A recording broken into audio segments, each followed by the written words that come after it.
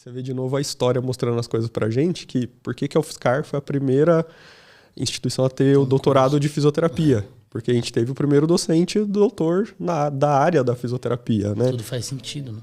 Essa é uma história interessante, porque na década de 90, finalzinho, né, a gente começou, tipo assim, ser cobrado.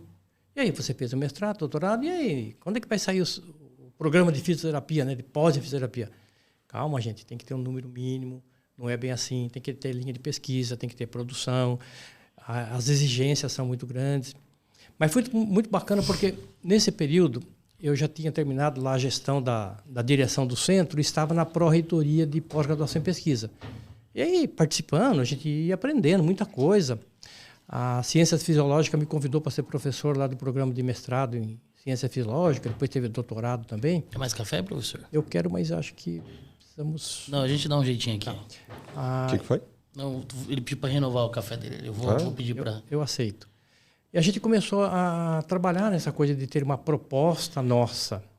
Então, eu, juntamente com um grupo na UFSCar de colegas, começamos a trabalhar em 1996, nós fizemos a primeira APCN, Apresentação de Proposta de Cursos Novos de Pós-Graduação, mandamos para a CAPES, morrendo de medo de receber um não enorme, porque na universidade era assim, era muito rígido você aprovar internamente para sair, mas se saísse aprovado daqui e tiver um não lá fora, a gente vai puxar a orelha de vocês aqui dentro. Então era uma baita de uma responsabilidade enorme. Mas nós mandamos para a CAPES. No primeiro momento a CAPES pediu para fazer mudanças e tal, voltou e foi aprovado em dezembro de 96 o primeiro mestrado. Aquilo foi maravilhoso, obrigado. Logo de cara, assim. E aí em 1997 começou a funcionar o mestrado. Só que assim, gente, nós temos que abrir um edital. E como é que fazemos? Como é que fazemos a seleção? Como é que fazemos? Zero. Quais são as disciplinas? O que fazer, o que não fazer? Claro, eu e mais duas colegas que estavam na pós em Ciências Fisiológicas, trouxemos alguma contribuição de lá. Mas a gente foi enriquecendo, né? Tinha uma outra colega que estava na engenharia de produção, tinha uma outra que estava na anatomia. A gente foi trazendo contribuições e montamos e criamos.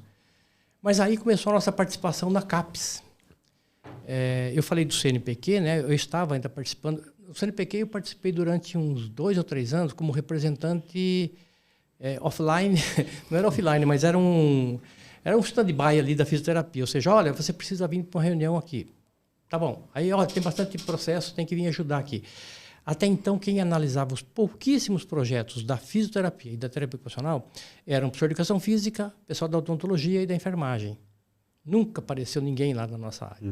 Aí eu comecei a ir e analisar os nossos projetos, nossos primeiros projetos. Isso já estava no finalzinho do século passado, lá 98, 99. Quando a CAPES me chamou, vocês têm uma pós agora, né? Vem participar aqui da avaliação da pós, que era a área da educação física. A educação física é a nossa área na CAPES, chama-se educação física, que foi a primeira que chegou, né? E aí começamos a participar. Aí no ano 2000, eu fui o primeiro fisioterapeuta que participei de uma avaliação trienal da pós-graduação em educação física, fisioterapia, fonoaudiologia e TO, que não tinha ainda, mas fazia parte dessa área, faz parte dessa área. Pois foi um salto enorme, porque nós estamos participando de um processo de avaliação da CAPES que não é brincadeira, e a gente entende como é que as coisas funcionam. E de lá para frente é uma outra história muito bacana também da CAPES, da pós-graduação. Mas lembrando que a gente criou uma outra sociedade de pesquisa e pós-graduação, a ABRAPG, e nós temos uma vida bem diferente hoje, que é bem organizada em torno dessa sociedade, e nós estamos com 30 programas de pós-graduação pelo Brasil afora. A Unesp de Prudente tem um, muito bem conceituado, né? E aí, quando eu terminei meu trabalho na UFSCar, lá eu fui ajudar a Unimep a montar, depois vim ajudar aqui a Uninove a montar. Enfim, a gente tem hoje uma pós-graduação bem estruturada, tá bem legal. Tem uma frase de humor, um meme, que é muito característico para resumir a história do professor Dirceu em absolutamente todos os aspectos. Quando eu cheguei, isso aqui tudo era mato.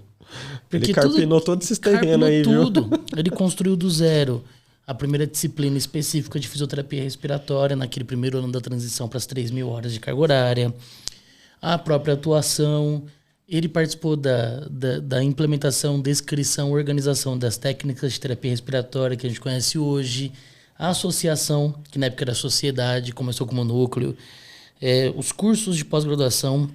Então, hoje, eu falo, sente nada de braçada. Hoje alguém está na faculdade e fala assim, não, eu tenho um sonho, vou fazer uma faculdade, eu vou sair fazer uma especialização, eu vou trabalhar, vou fazer um mestrado, vou fazer um doutorado. Hoje o roteiro na cabeça do aluno está totalmente construído e essa construção começou aqui, na história do professor Dirceu. Então, muito obrigado por essa contribuição. Eu acho que a melhor frase é, quando eu cheguei, isso aqui tudo era mato. Carpi muito mato. E hoje tem um monte de arranha-céu construído, histórias gigantescas, profissionais gigantescos. A gente destaca até um dos entrevistados, o professor Celso Carvalho, que hoje faz parte de um dos 12 ali do CNPq, né? Isso tudo começou Sim. com a história do professor Dirceu.